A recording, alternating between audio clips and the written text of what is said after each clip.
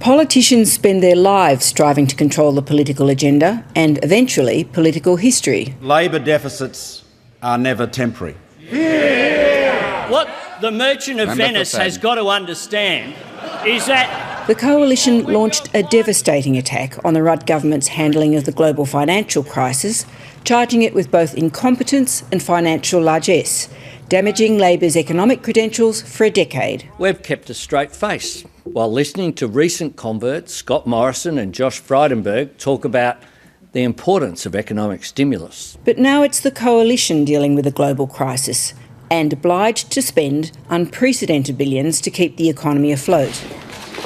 As the coronavirus health threat has receded, the debate on the economy has come to the forefront. And today, ahead of 3 days of federal parliament, politics was also back in earnest. Your office asked Bridget McKenzie to seek your authority on projects to receive sports grants. It's good to see that the Canberra Press Gallery is back to politics as usual with Parliament coming back. Yeah, thank you. I've answered your question. I said no. The Prime Minister is suddenly finding himself not quite as in charge of the agenda as he has been. The crisis and the absence of parliamentary sittings have made Labor cautious about pursuing issues like sports rorts until now. And superannuation. More significantly, Labor believes the debt and deficits generated by the crisis have now neutralised the coalition's decade-long economic attack. The pandemic has shown that Labor's values of fairness, security and the power of government to change lives were the right values in a crisis. But there is a pivot going on in politics this week. An anxious government is trying to rein in the massive cost of the JobKeeper program, even amid questions about whether government income support can realistically end as early as September.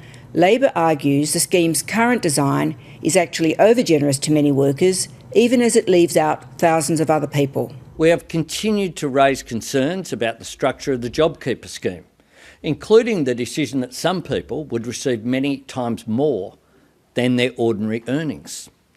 Better design could have reduced the economic burden now and the debt burden into the future. Albanese is also going further, arguing that Labor values are also the right ones for the recovery and setting out policy priorities. Most significantly, he is emphasising the need to address the labour market issues exposed in this crisis of insecure work and conditions. We must build more permanent jobs, an industrial relations system that promotes cooperation, productivity improvements and shared benefits.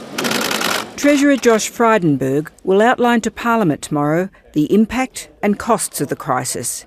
He can be sure almost everything he says will be up for challenge.